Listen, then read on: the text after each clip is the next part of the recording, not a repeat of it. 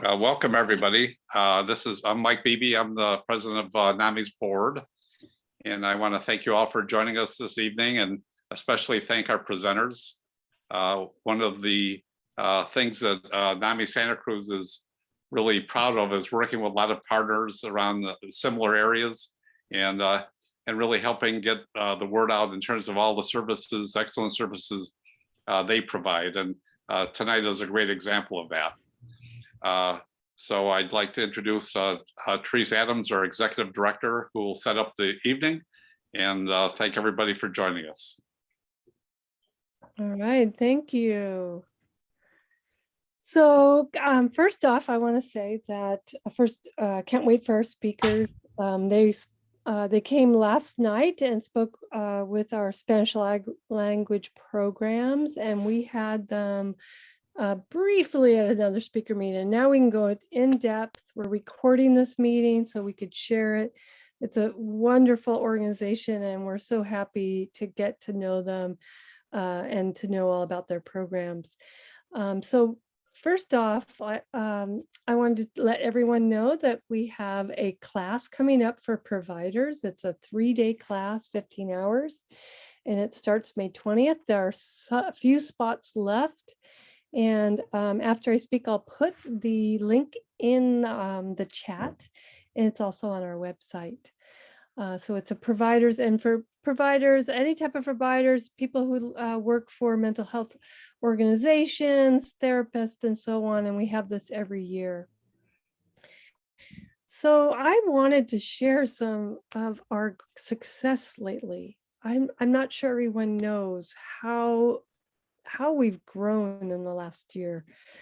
And so my son was making fun of me because I was doing, I said I was tired of PowerPoint. So he made a lot of fun of me because I'm doing some old school numbers. So first off, if you know me, you know that I stand for generosity, and that's why I work for NAMI, because that's what we are. We're about generosity.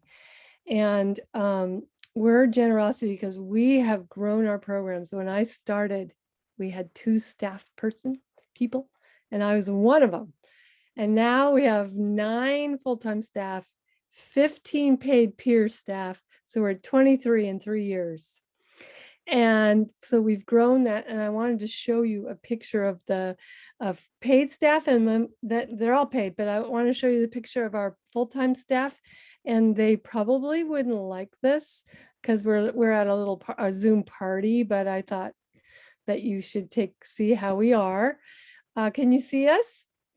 So we have Alice and Noelle and Brooke and Annie and Danu. There's me and Summer, the intern with the great glasses, and who's behind there, and Alex and Marichui and Sophia, who is running our meeting. So that's our new full-time staff.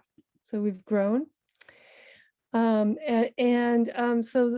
those folks run our 10 programs. And and we do that through generosity. And those 10 programs, I want to show you how we've grown. And can you spotlight me? Because I have some numbers that I want to show you in my old school way. I'm waiting for my spotlight. Thank you. All right. So we've had 2,000 individuals with mental health have been served last year. That's my old school way. 2,000. Let's give a cheer for that. 3,000. Can you read that? Yeah. 3,800 family members were served last year. 1,500 students were served last year. 30 law enforcement. That was the year before, actually. Is that right? Nope. Yeah. 30 law enforcement went through our training for crisis intervention training. Let's give a cheer for that. So how did that happen? How did that happen? That happened because of generosity. So we have, not only do we have 23, paid folks, we have 46 volunteers, dedicated volunteers. And I'm looking at Mike Beebe right now, because Mike is, not only is he our board president, so he's a volunteer, but he's also a teacher. He was my teacher for one of our family classes. So, and Martha's on here. Martha does a lot of work with us. She works in the schools. So those 46 volunteers they do it out of generosity. The other number that is wonderful is that we have 700 donors. And those donors, and that's how we in part fund our program, what we were able to do because of the donors and because of our volunteers, especially the donors. 50% of our staff right now is bicultural and bilingual. So that was we're very excited about that. And 90% of our staff is either a family member or a person with a mental health condition. So we are peer-led organization. We've been there and we know what people are going through. And so I have these two numbers of 46 and 46 trained volunteers. I said that.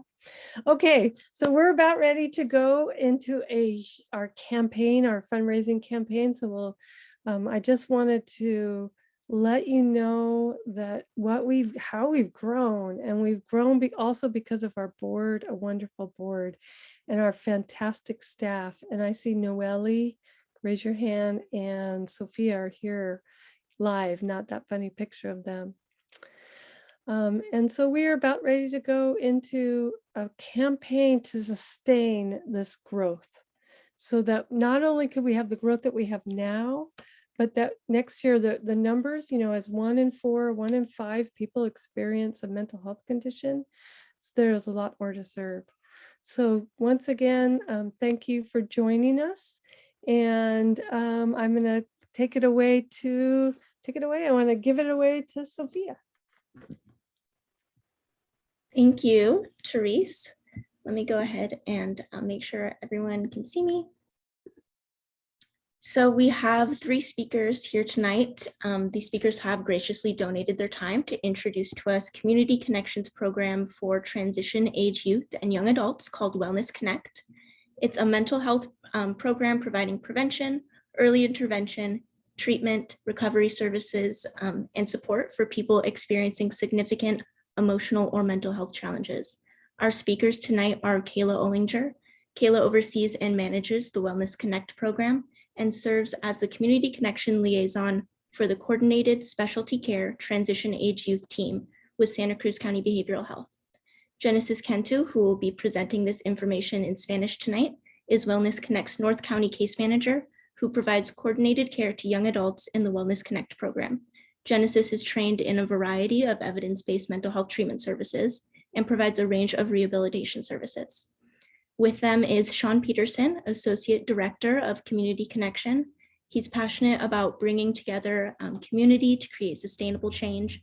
Shawn is an advocate of using data-driven, strength-based programming to serve adults, families, and children experiencing stigma, behavioral health challenges, and socioeconomic difficulties. So I did mention that Genesis is going to be presenting in Spanish. I'm going to turn on the Zoom language interpretation channels, and you can go ahead and click on the Spanish channel if you would like to listen along in Spanish. And Genesis, you can make that announcement as well to all of our Spanish-speaking folks.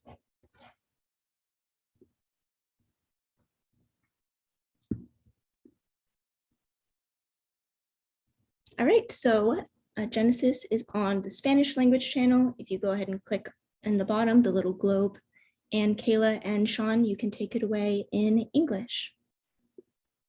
Great, thank you so much for the introductions. Give me a moment while I screen share the PowerPoint we're going to be reviewing today.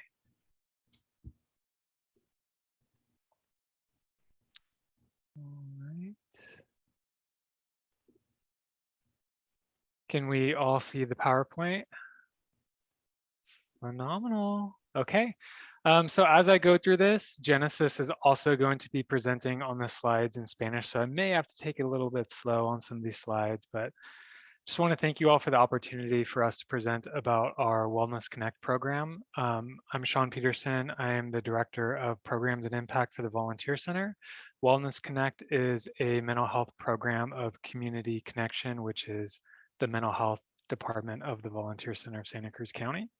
And this picture is our Wellness Connect team. We'll be getting more into that in a little bit, but I want to start off on a really bright note with a bunch of happy staff.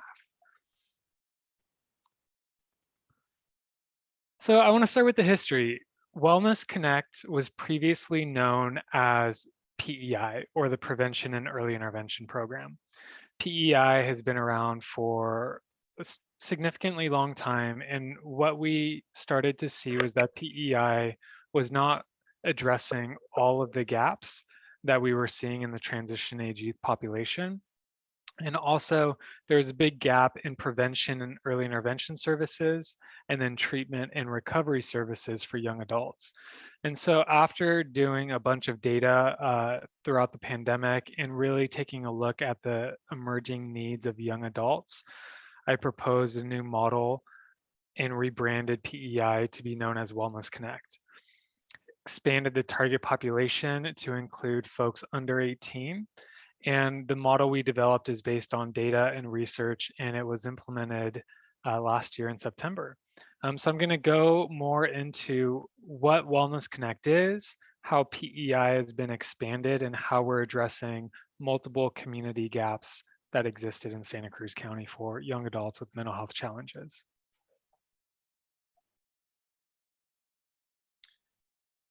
We started with looking at data.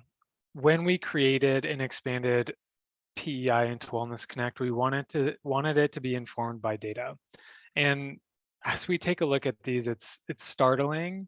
And I think a lot of us have been aware of how significant the mental health crisis is for young adults. And these numbers just help highlight that. So starting with the big report that the CDC did in 2020, out of a large number of correspondents, 1 in 4 young adults, known as transition age youth, ages 18 to 24, had considered suicide within the past month. This number is startling, and what's most significant about this isn't young adults that have a mental health illness. This is just young adults in general. So you'd imagine if a young adult was having mental health challenges or predisposition to mental health illness, I would imagine this number is much larger.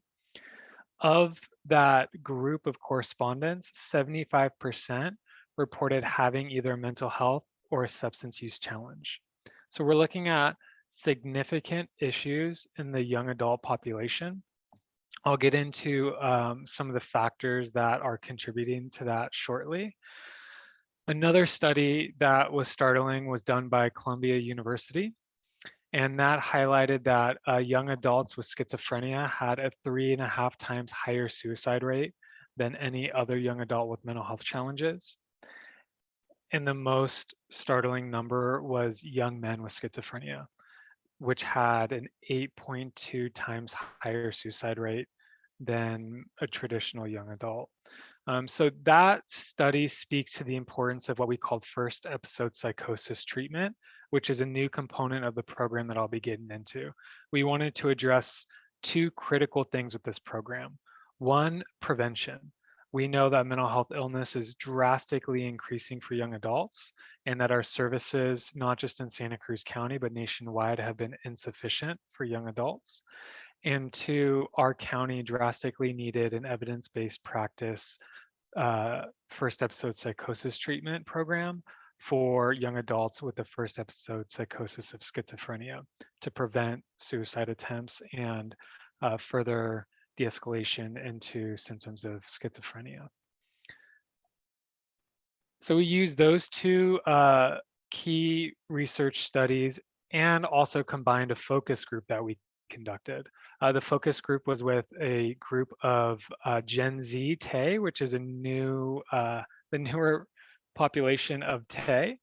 And TAY, the focus group results really blew our mind. I think that a lot of us have ideas of the changing dynamic that's happened with young adults in the wake of social media, with the different social issues in the world.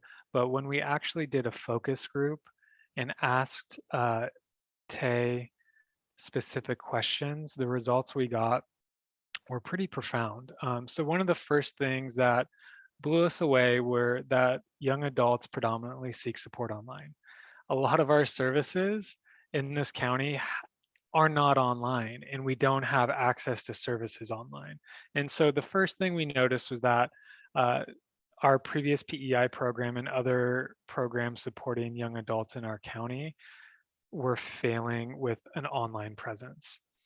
The second big issue we became aware of was that anxiety, depression, and specifically issues with body image were identified as widespread mental health challenges for young adults.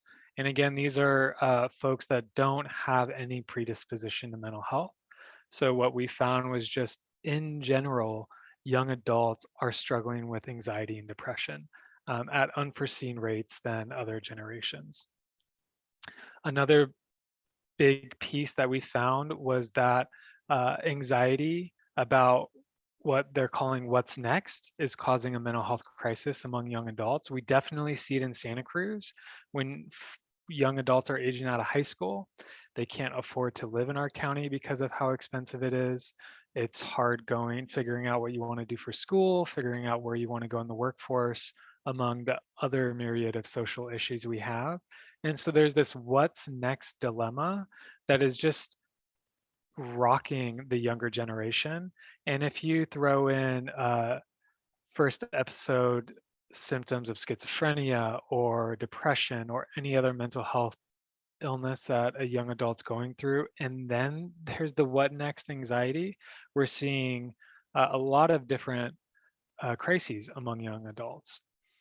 The two other pieces that were startling from the focus group was how outdated and inaccessible our treatment was, and that we're focused on engaging young adults in the old treatment milieu of clinician to client and expecting clients to meet the clinician in the office. And that is not how young adults prefer interacting. So meeting online, having first appointments via phone and online, and then interacting with peers or people in the community is a lot more engaging than having a client come into the office. And so we're incorporating that into this new program that we launched. And probably one of the best things we found out from this focus group is every single participant wants to talk about mental health. Whereas previous generations, there's a lot of stigma around mental health.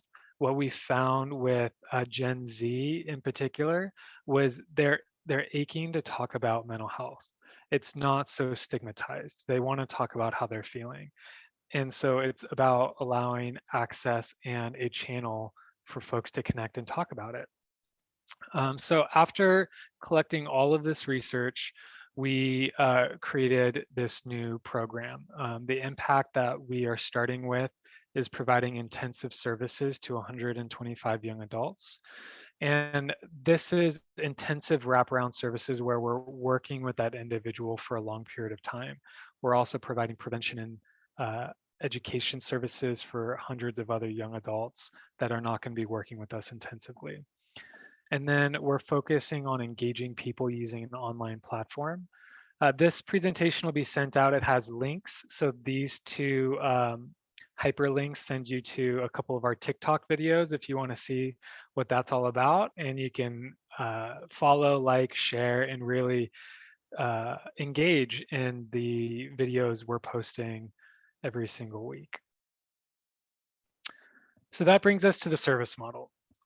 What is Wellness Connect?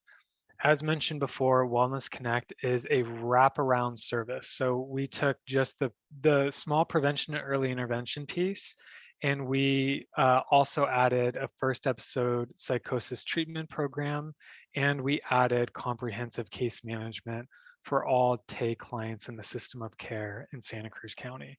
So the program has three large components with a wraparound service milieu, including connection to psychiatry, therapy, and the access team at the county. So I'll be getting more into each one of these segments. This is just a map to help you see the large picture of Wellness Connect and how when an individual is connected to our program, they're immediately connected to all of these services. So it's really a beautiful thing in our county to have comprehensive services for young adults rather than having to move folks from organization to organization or program to program. Also, I should have mentioned this before, but if you have questions, you could type them in chat and we're going to be answering them at the end. And I'd love to have a lot of dialogue around questions, so please don't hesitate to do that. Okay, we're going to jump into program components. So starting with prevention and early intervention, as mentioned previously, we do have the first episode psychosis treatment program. There's a hyperlink in this PowerPoint that takes you to the evidence-based practice model if you're curious to learn more about that.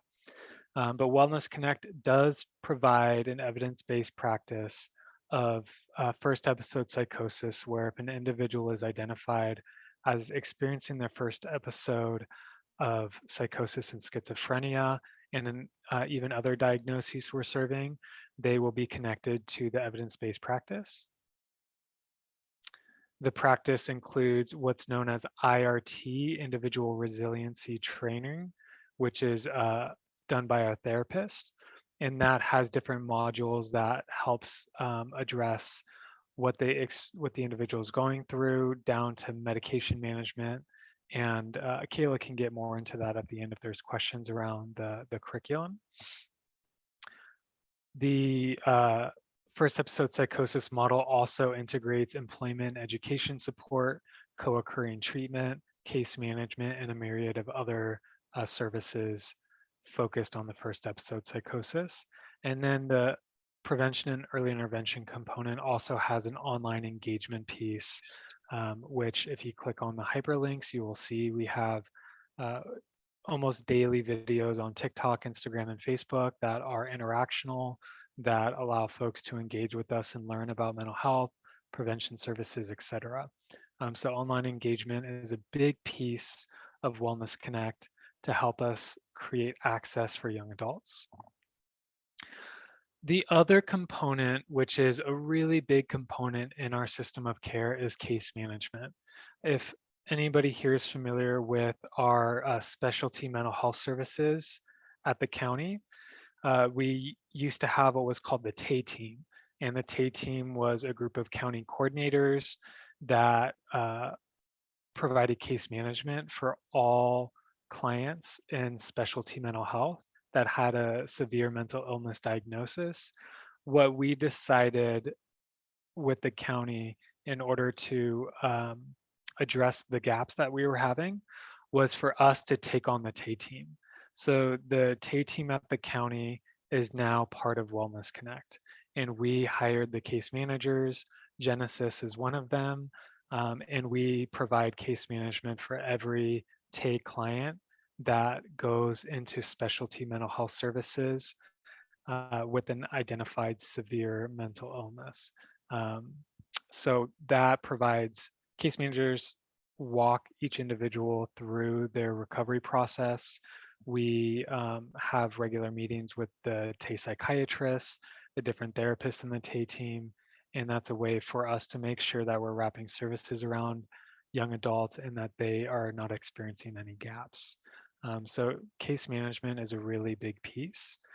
The other component is family support. We have a family clinician that's integrated into the first episode psychosis treatment component, and then also the case management component. One of the gaps that we saw, not just with PEI, but with all TAY services, was family involvement. And that was a gap that we refuse to see any longer. We all know the value of making sure that families are involved in the treatment process for young adults.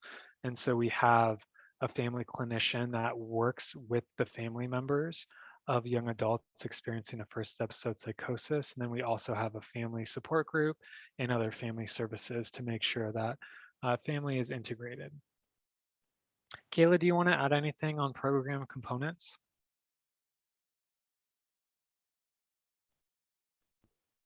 I just wanted to add that also, although there's focus on, hi, by the way, I am Kayla. I am the program director of Wellness Connect. I use she, her pronouns for those who don't know me. But I did just want to add in, not only do we focus on employment and education, but also volunteer work, and really being able to follow folks into the field step by step. So maybe folks start with volunteer, and then they, work on a resume with one of our staff persons, and then actually do a mock interview, and you're able to really walk step by step through that process. So it's all the way through from just idea of like, oh yeah, I might want to get out of the house and do something, through to, okay, let's get a job kind of thing. So just wanted to add that in too.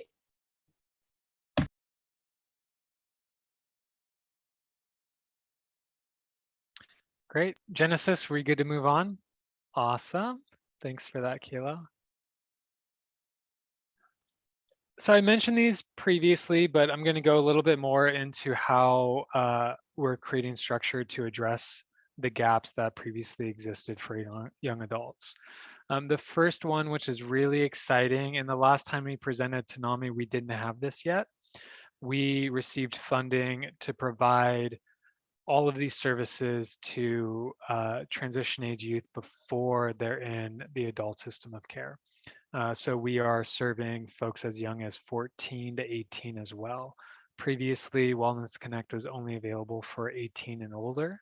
And so this is a really exciting new funding source that's going to allow us to provide all of these services to young adults hopefully prior to them having a mental health crisis. And so we're going to be having a wellness coach that is going to be in academic settings, community settings, and residential settings that immediately connects with folks when they're in need of support. So some key areas that we're going to be immediately connecting with young adults is CSP. So if you have a young adult, 14 to 17, that has their first mental health crisis and they go to the CSP unit, we'll make sure they're connected right away to our wellness coach that can provide any of the services we outlined to help prevent that individual from having a first episode psychosis or worse.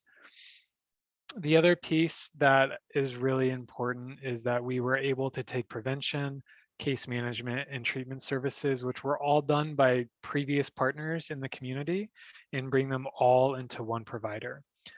So that is huge, and it's creating the one-stop shop for young adults, where we're able to provide the prevention services, the case management, and the treatment services ranging from first episode psychosis to substance use and mental health to a myriad of other treatment services.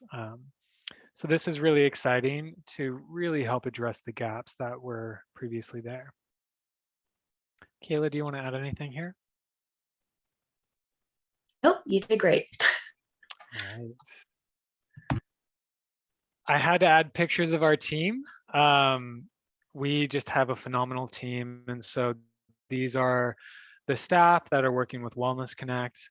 As you'll see, we have a program director, Kayla, that you met, a family clinician. We have Kayla also providing that service, and we're going to be hiring another bilingual family clinician.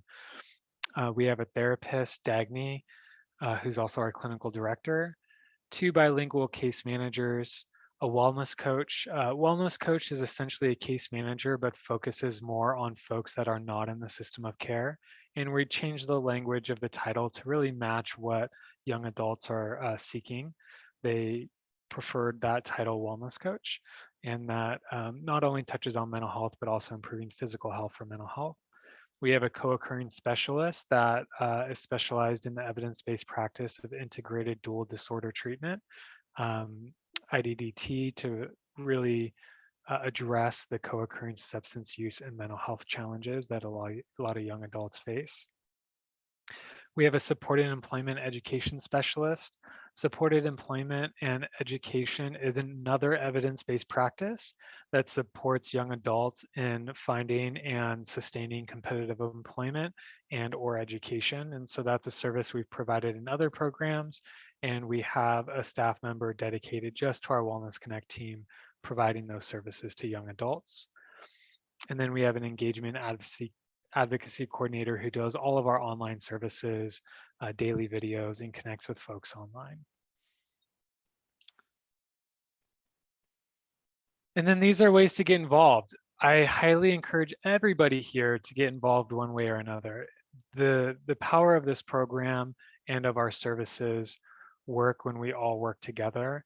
Social media, as mentioned before, is a huge component for providing access and engagement to young adults. So this is how you can access our social media. I encourage you to follow. You can like, share, or comment on any of the videos. And what that does is increase volume, and that helps spread the video to folks on social media. So we're on TikTok, we're on Instagram, and we're on Facebook. You could use the @SC Community Connection tag, and it'll take you to either one of those. You don't even have to have an Instagram or TikTok to watch our videos. So don't worry about creating one. You could just plug that into a search engine on the internet, and you'll be able to view all the different videos. You can refer someone to our team, whether you think they meet criteria or not. What I tell all folks that we connect with is just give Kayla a call, refer them to Kayla. And if for some reason they don't meet criteria, Kayla will make sure that they're sent to the right provider that can provide services to them. As part of the Volunteer Center, most of our teams have volunteer opportunities. So we are always providing access for volunteering. If anybody wants to volunteer on the Wellness Connect team or any of the other teams, you're welcome to. We have a family services group. We'll share the flyer in a second. And so if any parents or caregivers here, or if you know of any parents or caregivers in the community that would like support in talking with each other and being able to discuss and listen to different coping skills and solutions that other parents and caregivers have gone through, you're welcome to attend the group. It's free and it's open. And then lastly, I put the link in here for our website, which has a lot of other pieces of information about Wellness Connect. There's a radio segment that I did, and that's recorded if you want to learn more about the development of the program. We have all the different descriptions of staff and services on there as well. Anything you want to share there, Kayla, on ways to get involved?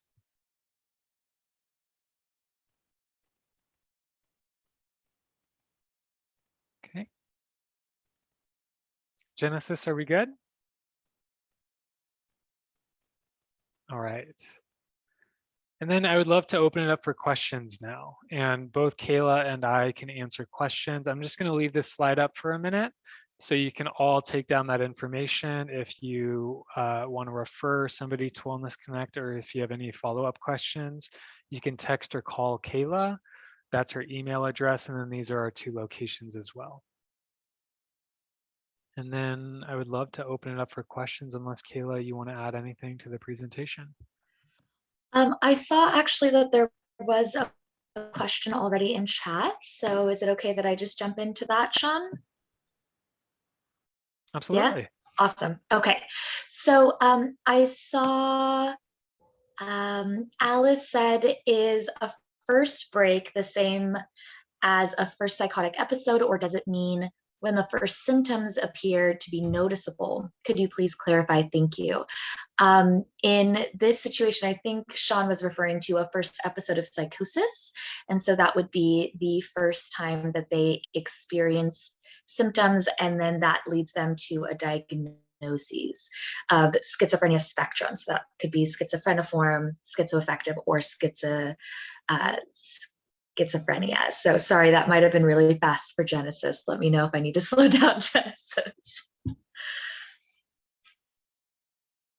Great. And just to clarify, folks don't have to have a first episode psychosis to receive services from us. That's just one of the evidence-based practices we have for addressing a first episode psychosis.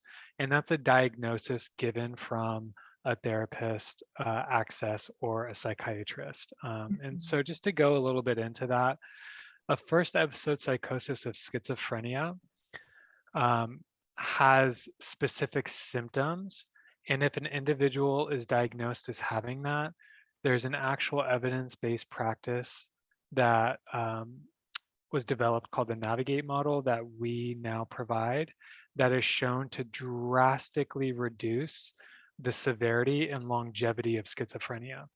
So there's a lot of study and research that goes into the power of early intervention for a first episode psychosis. So if you're able to catch it when it's developing and provide this form of treatment, the severity and longevity of schizophrenia is proven to be way better than if it's not addressed at an early intervention. So that's just that component. Anybody who's just having their first mental health symptom or challenges, whether they have a diagnosis or not, can receive services from us. The actual evidence-based practice of first episode psychosis treatment will only be provided to folks that have a diagnosis of that, though. And if they don't, they still qualify for all of the other services we have, which is the co-occurring, the employment, the case management, the wellness coach, and counseling, family clinicians, et cetera.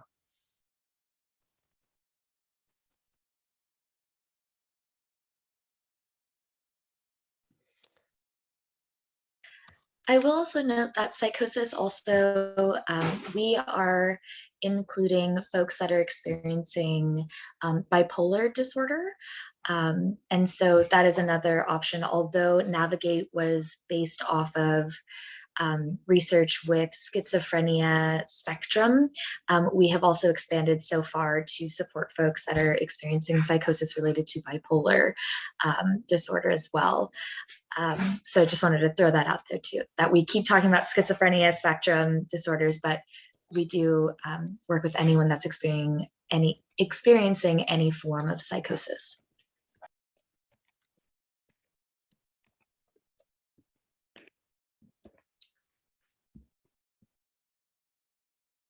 I have a question. It's Therese. Yeah, go ahead. I have like 5 questions. but Bring I'm it. gonna try Bring to 'em be all. quiet. Go ahead. Maybe we could take the slide down so we could. Great. There's a lot of NAMI people on the call, and so we. I'm sorry, I'm looking up. I have one of those screens, but I have a lot of questions, and I really want to thank you. And I'm really inspired by what you said. Very inspired and very excited because. Our strategic plan, we want to do the full, for those with mental health issues, we want to do what you're doing, not just have a support group, but have the whole person, with jobs and employment. So I'm very excited and inspired by what you've accomplished in our town of silos. So I just want to give you a huge round of applause because, and I'm inspired. And so my questions are to help all the folks that we help and how we can refer those who are more specific. We would, go to you. So first off, and I'm going to just add one question, then I'll lead it, see if there's any more, and then I'll add my other questions if that's okay. So I think I can come over and we can have some meetings about more questions. So my first one is just a focus group. Who remind me again who the focus group was with? Is it people from Santa Cruz County? Yeah, great question. It Yeah. was done by a PhD research specialist that was with us, and it was Gen Z across Santa Cruz County. All right. And then yeah. did you do it like online and? No, in person. And Oh, what in was person. really unique about this specific focus group, they all knew each other from Yeah. volunteering and interning together for a while. And they knew the surveyor, which created what the focus group surveyor called kind of the holy grail of a focus group where everybody was comfortable. It eliminates surveyor bias. And so it was really a special opportunity to get the feedback that we were seeking in a focus group. Yeah, and so I'd like to talk to you more because we go into the high schools and we're getting some, so I want to talk about more who you surveyed, and especially with TikTok, I'll just ask a couple in a row, but with the Yeah, please. TikTok questions, with the TikTok and the interactive online, Yeah. I'm very interested in that component, because Sophia, who's running this, this event tonight, she is, there she is, she's head of our youth program. So, and we don't necessarily have to do our presentation in school. What we really want is, first break is our first thing, and to help youth. So I'm very interested, what do you, other than having educational videos, what do you do? How do you do it? It's a great question. Kayla, I'm going to let you answer that because you are leading that. Sure. So just to clarify, your question is, what are we doing online, essentially, right? How are Yeah, we? how are you creating, how are you helping youth with your online platforms, and because of the data that you receive from the focus group, that online is better? Yeah, so currently we're creating content which supports or educates folks on what is mental health, both the history and what are current diagnoses.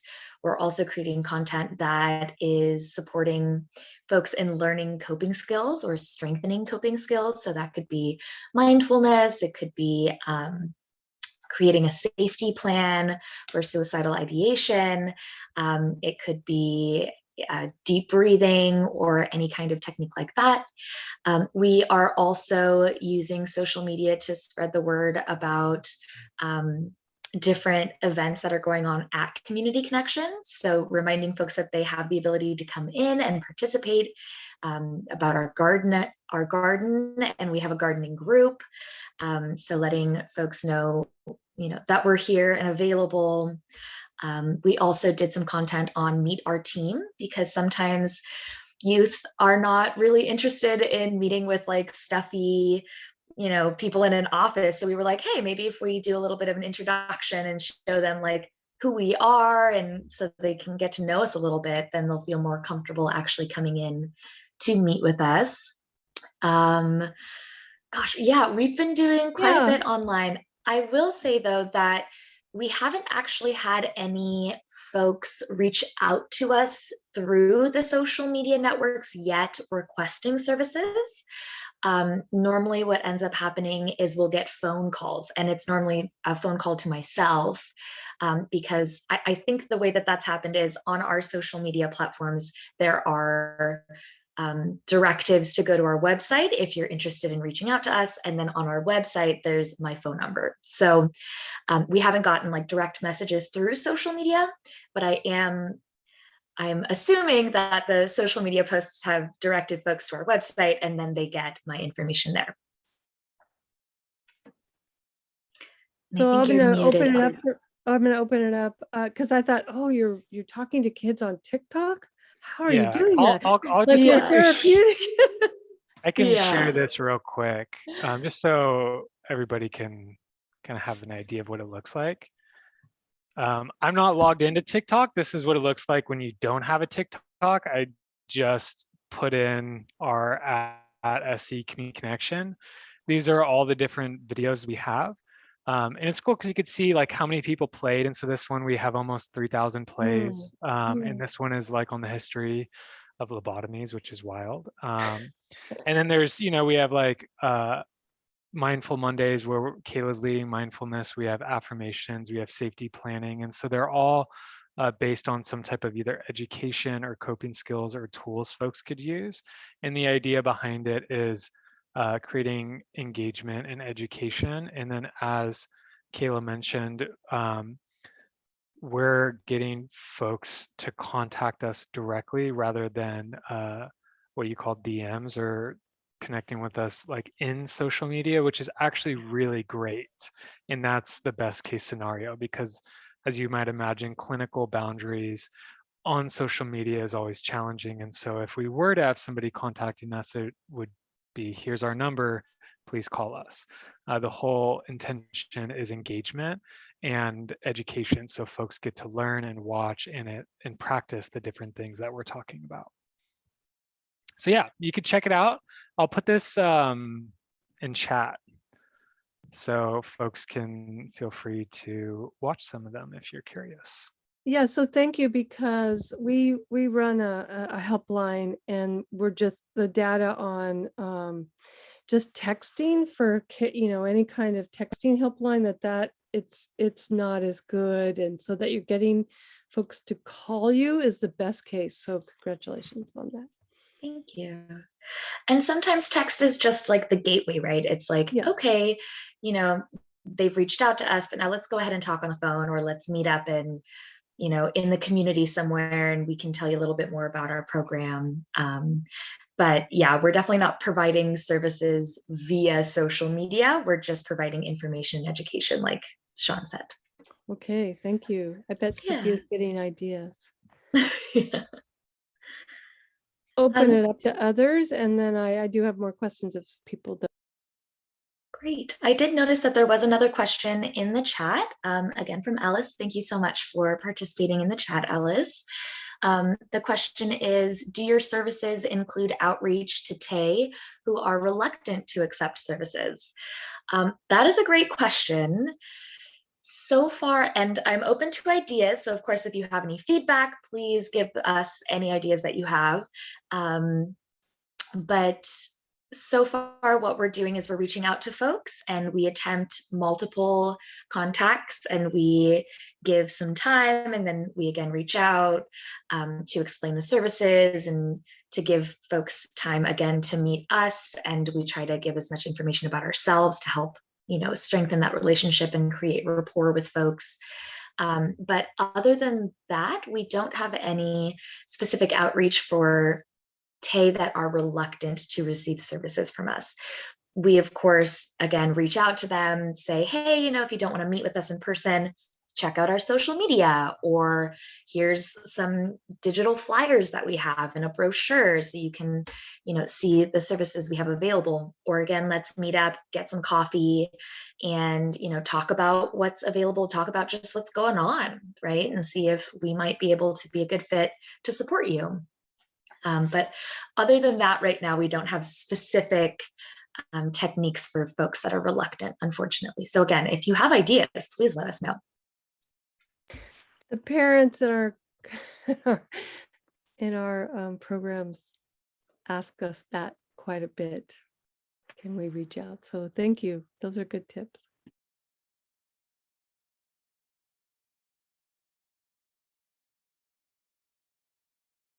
And one thing I'll just add on that one too, Kayla, the position we have of wellness coach, I think also helps address that. If there's a young adult who's reluctant to talk about mental health or to receive mental health support, the wellness coach is a really great avenue to reach out to. And so they can just take that individual out to coffee, talk about even physical health, just whatever that individual wants support with. And oftentimes it's just that gateway in that makes all the difference. It's that first touch and the first rapport build. And so even if somebody's reluctant, we will still reach out and provide services, and specifically prevention services. But I think that that's one unique position we have on this team that I find kind of diffusive to folks that are reluctant to your stereotypical mental health treatment. And our wellness coach is awesome. The second you meet her, you just want to talk and hang out. So I think that she's super great. Yeah, thank you, Shawn, for bringing that up. That's a beautiful point. And I just kind of want to add on to that as well, that with our wellness coach and our mental health specialists, they have the ability to be a little bit flexible with what they're working on. So oftentimes when folks are receiving services from the county, there's a treatment plan, and you have to have a diagnosis and problems that you're working on that fit within, this mental health realm. But our services, luckily, the way that Shawn was able to get the grants worked out for us, we don't necessarily have to have a treatment plan with folks if they are not working with the county. And so we're able to say, hey, maybe do you want to just socialize more? We can help you find groups in the community, and we can go with you to that group. Or like I mentioned about volunteerism, like, are you interested in volunteering? We can help you, get there. We can help you find something that's going to fit you and your personality and your time. So there are ways that we're able to create these bridges just to get to know folks. And we've actually had an experience recently where somebody who was initially like very much, nope, I don't have any mental health problem, I just want to get into a volunteer position. And we were able to help them get there. And now they're more open about, oh, you know what, actually, maybe I do want some counseling. Maybe, there are some things with anxiety coming up, or I don't want to get too specific. But yes, that has worked that way, where it becomes this gateway for someone to warm up to our program before actually having to self-identify as experiencing mental illness, because there's a lot of stigma around that.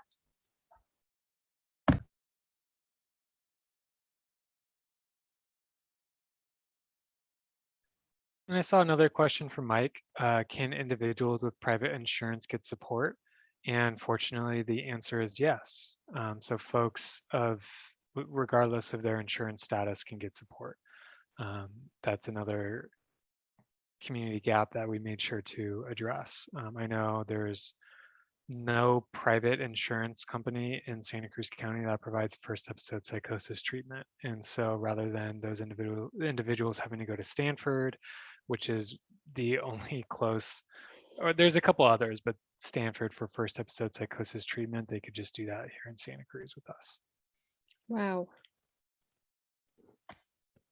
I know that was we were That's huge. thrilled when we were able to get that. Amazing. That's amazing. I'm so glad. All right, I have another question. So how do you interface with the Santa Cruz County schools?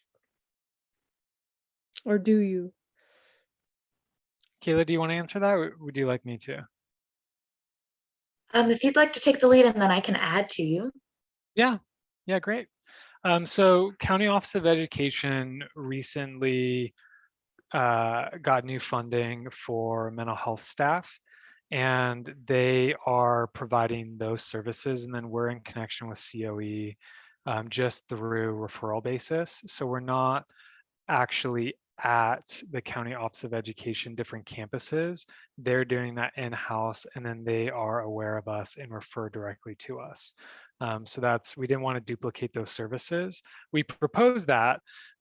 We thought that would be helpful for us to actually be on campus and take on that service, but COE is doing that and they're phenomenal with that. And so they just refer to us if an individual is in one of the COE campuses. And then for any other high school, we haven't started that outreach yet. Now that we got that ARPA funding approved and we're able to serve folks under 18, we're going to be developing relationships with non-COE high schools to make sure that we have a campus presence and that folks, not just students and faculty, but parents are familiar with us. So if an individual needs support, they can just reach out to our wellness coach and we can provide that. How many referrals are you getting from the schools? Do you have any idea? I don't off top of hand. Kayla might. We've gotten a few. I want to say not more than 10 so far, directly from schools. But we have gotten a few, so that's really exciting. All right, thank you. Yeah. And the other component too, we have our College Connection program. And I think a lot of folks directly work with College Connection. And as we did this transition period with the startup of this program, we're still helping refer folks to Wellness Connect and not just College Connection, because College Connection is specific to Cabrillo College and Wellness Connect is any college and now any high school. So I think Therese and anybody here, if you know of any people we should correspond with at high schools or different campuses, then please share that information with Kayla. And we're also, if there's any presentations NAMI is going in and doing, we're happy to do that with you, if that would be helpful to kind of put name to face. So I think that's an area that we could really connect, because this part was just approved and we haven't gotten to focus too much on the implementation of that yet. So that would be much appreciated in terms of connection on campus. Fantastic. Thank you. What's your capacity though? Is there are you at capacity or no? We are not at capacity. We can please send them our way. If anybody would like services, we will try our best to match them either in our program or in a different program. So no, currently not at capacity. And Shawn, I guess you could let me know, do we have a capacity? I don't. Genesis is like, no, no, no. Yeah, so we do have components that are at capacity. So our case management service for specialty mental health, there is a capacity for that. Yeah. That is, individuals go through the access team, and if they have a SMI, serious mental illness, they go through to our case management, and so that is controlled. Who Genesis and our other case manager, Rose, can provide services to in specialty mental health has a capacity, and they're both already very busy. We have a large caseload there. First episode psychosis treatment, we are not at capacity yet. So at this point, we don't know what that capacity is going to be. We created the funding source based off of the calculation you do per county citizen. So I forget what the calculation is, but it's based off of how many folks, Santa Cruz County, I think is about 250,000. And there's a certain percentage that have an identified first episode psychosis. So we don't foresee ourselves in that model being over capacity. And then the prevention and early intervention piece, we have a large capacity there, and we did that intentionally. So we can definitely take referrals as needed. Hmm. I'm also seeing a question from Mike. Are you connected with UCSC mental health team?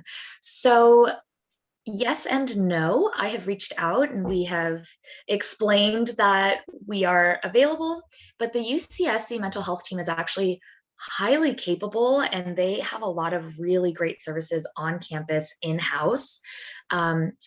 So currently we don't have, like they're not referring people to us, I guess is how I'll say that, because they already have so many services, but we are connected. They know about us, and we are available if anybody from UCSC is interested in working with us. And we do have a few students that are working with us that are also at UCSC.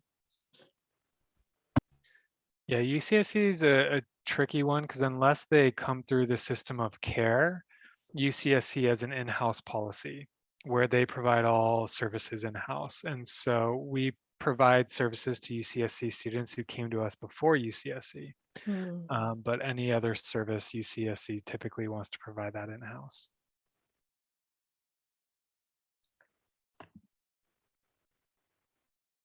I Great want to, question. yeah, that is, I want to extend that we have volunteer, we also have volunteer, so folks who have mental health conditions, younger folks, 18 and older, who would like to come to our, of course, there's support groups, but also get trained to lead support groups, and or possibly as we grow, get paid to lead support groups, could be.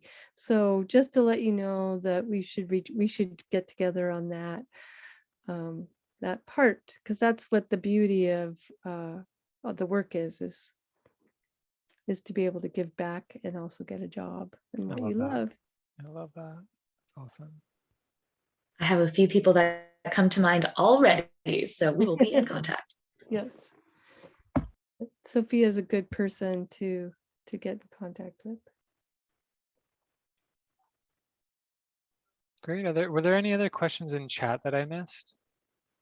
Don't think so. Is that how long can they receive support? Did we answer that? No, we didn't. There's no time limit on how long folks can receive support. So they could really be in our program as long as necessary, which is a great benefit. Also, our goal is to have folks not in our program as long as possible, because essentially with the young adult population, the whole goal is reintegrating into the community and not being stuck in the system of care. So we will serve folks however long we need to. And our goal is to help folks develop the skills and connection they need to be fully independent. Yes. I just also want to add to that, that there are certain pieces, again, the TAY case managers, Genesis and Rose, because they are through the county, there are some limitations for their services. So specifically, they can only support folks 18 through 25. However, the other components of Wellness Connect are still available for folks past age 25 if they've been working with us, or also if they're just experiencing their first episode of psychosis, or maybe their first experience of mental illness. Because of the PEI piece, the prevention early intervention, we can also support folks in that category too. So it's just depending on which service they want, there might be some limitation, but there are still services available despite age and length of time with us.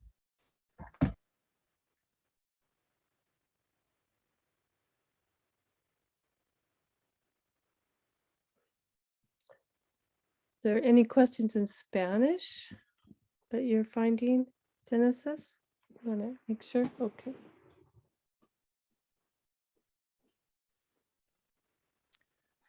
One thing I'll add to part of the new funding that the county just got to assist us in serving folks under 18 is funding a TAY continuum of services, which is going to, or a TAY consortium, sorry, where anybody that wants to be involved in the oversight and development of TAY services can be a part of that consortium. So we're looking for community leaders, family members that are really passionate about services for young adults to be a part of that consortium. And that's something that the county is leading. We're going to be a part of that, and other community leaders are going to be a part of that. And if anybody in this call or in this meeting or with NAMI is interested, you could just reach out to me, and I'll make sure that you are put on that list. Thank you. I'm also seeing another question. What kind of jobs are available for TAY? That's from Martha Graham Walden. Hi, Martha. I actually recognize that name. So lovely to see you over Zoom instead of just over the phone. That's perfect. But jobs that are available for transitional age youth are really, it depends on whatever job that the transitional age youth is interested in. So we have folks working in the food industry, so as dishwashers, servers, bussers. We have folks working in at Target, at Goodwill. There's jobs available at Home Depot. Oftentimes, Goodwill and Home Depot are actually really great. They're very flexible and understanding with workers. So those tend to be big employers for the transitional age youth. Coffee shops are a big one that young folks love working at because it's a very lively and yet still kind of calm space. So it's this really great like in between. Other spots that folks have worked in, again, food industry is big. Retail is a big one. We've also had some folks working in construction or gardening, landscaping, those sorts of positions, as well as in the fields in Watsonville. So farming in Watsonville has also been one employment option. Yeah, it really, we support folks in whatever their goal is. So it really depends on what their hope for their employment or career is, and we'll do our best to make that happen.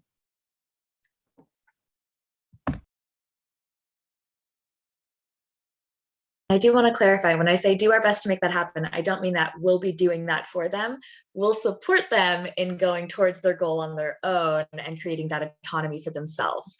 Because again, our goal is that they won't need us, right? That we're just here to support folks in accomplishing these huge life things for themselves.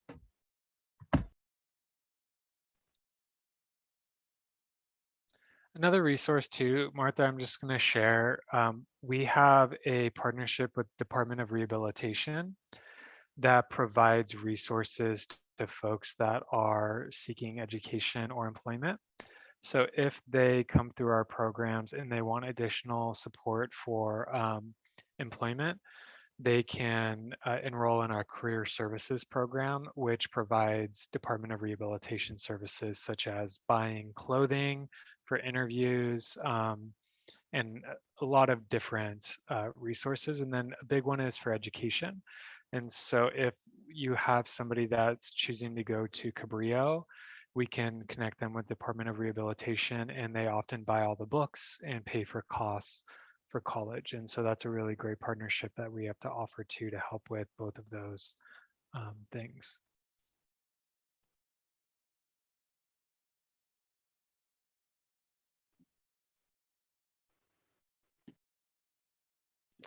Yeah, I think we can definitely refer peers to your organization. So exciting. Awesome. Great. Any other questions? Been a lot of good ones so far. Do we know if there were any specific questions from the last presentation too that folks may have wanted to ask?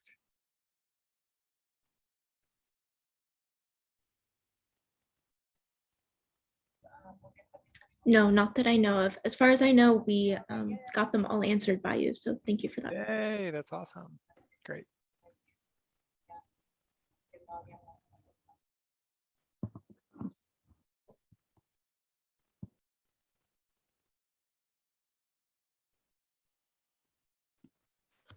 Well, the peer specialist is coming, hopefully.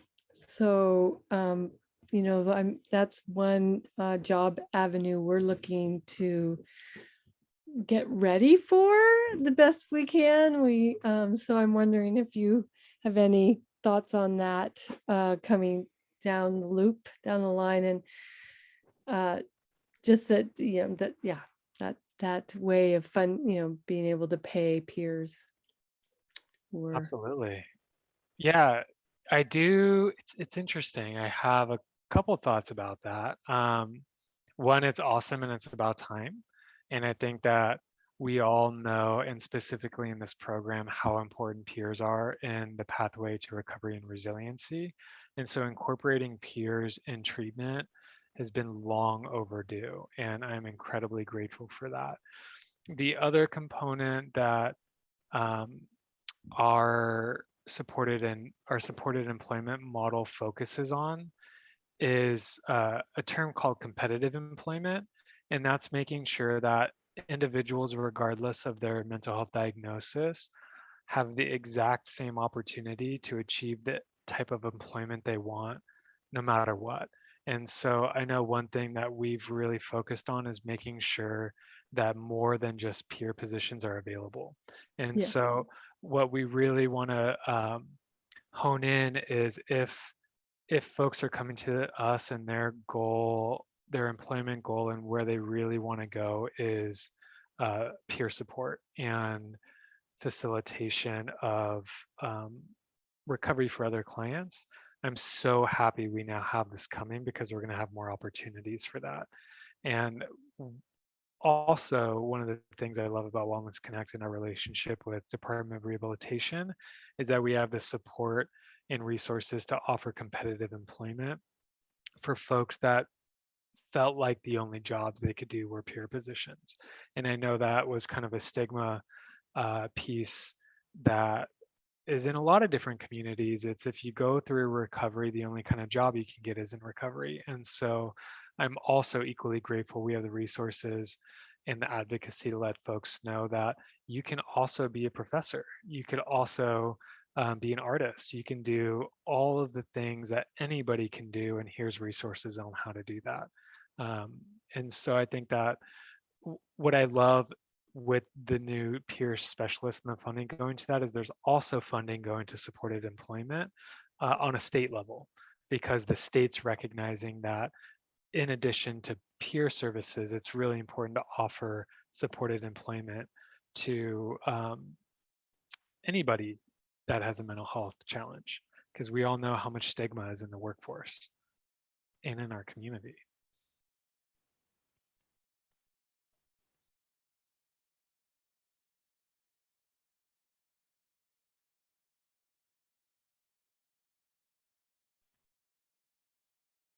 Any other questions from folks? It's been really fun talking about this. Wellness Connect is kind of my baby. It was fun to create it and develop it and see it creating such a great impact in the community now. And there's been a lot of people who've made it possible.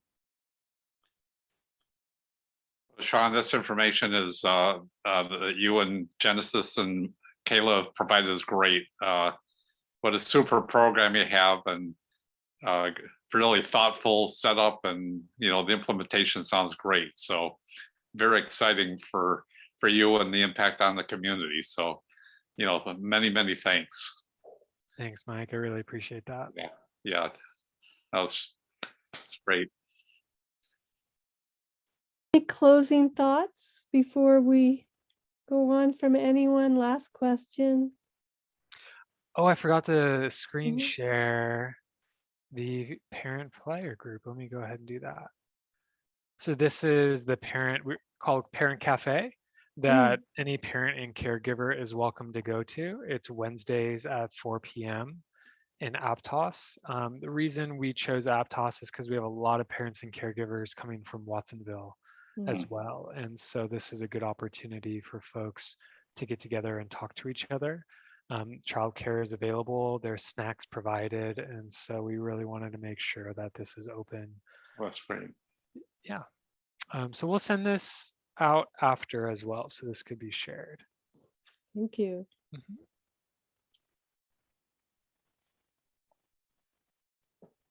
All right. So I just want to tell you what inspired me about this presentation today is that you've gone beyond what is usually limiting for someone with a mental health condition, so that it is really the whole person model. And I hope that we can replicate this model everywhere. And I think this type of way that you're looking at people as the whole person with the whole family, there's a lot of talk about that. I hear it all the time, but now I with you all, I'm seeing it. So thank you so much. We will use this recording. We will, make sure that so we have all the information, so we don't have to set up a bunch of meetings, and we'll be able to share it with our peers and the family members. So I just want to thank you so much. Thanks for everyone for joining us tonight. And thank you for coming, really. Yeah, of course. And I just saw a great question in chat. So I want to make sure that we let's answer get that. in there. Yeah, great question. And thankfully, the answer is a big no. We expect folks to have symptoms when they're at the job. It only makes sense. Some of the most stressful and anxiety-provoking things we could ever do is talk with the supervisor, go to an interview, go to our first day at the job, go to our first class. And so what we teach folks is how to manage that and how to cope with that when that happens. Another part of the career services program is called job coaching. And that if the individual prefers, they can connect our employment specialist with their supervisor. And that individual can talk with the supervisor about areas to support that individual. So an example might be, say Kayla is the employment specialist and she referred somebody to my job and I'm the supervisor. Kayla can share this, let's say the individual's name is Sally. Sally has anxiety disorder. And sometimes when her anxiety flares up, it's important for her to just step outside and take some deep breaths. If you see that happen, can you just tell her to step outside and take some deep breaths? Like those type of communications can make or break somebody's employment experience. And so we offer that as well. So yeah, the answer is no. And symptoms are a natural part of employment. Yeah, thank you for all of that. And then I just want to add on as well that symptoms, depending on what we're referring to, can be very natural, like Shawn said, in an employment situation, right? Like when you're handling a customer that's very aggressive and you have this like oh my goodness, how am I going to handle this? And you get scared, or maybe you become aggressive too, right? These are soft skills and hard skills that, you know, everyone benefits from learning and to manage. And so it's not just, you know, symptom free. What does that mean, right? I think everybody has quote unquote symptoms of mental illness, whether it be anxiety or whatever it is. So I think also just normalizing that it's okay to have a human reaction to stress and to worry. And so being able to support folks in recognizing that it's like, it's okay to have those feelings and you can still do big things and go out and achieve your goals. So yeah, normalizing that, you know, everyone has difficulties at work is, I think, a really special piece of our program as well.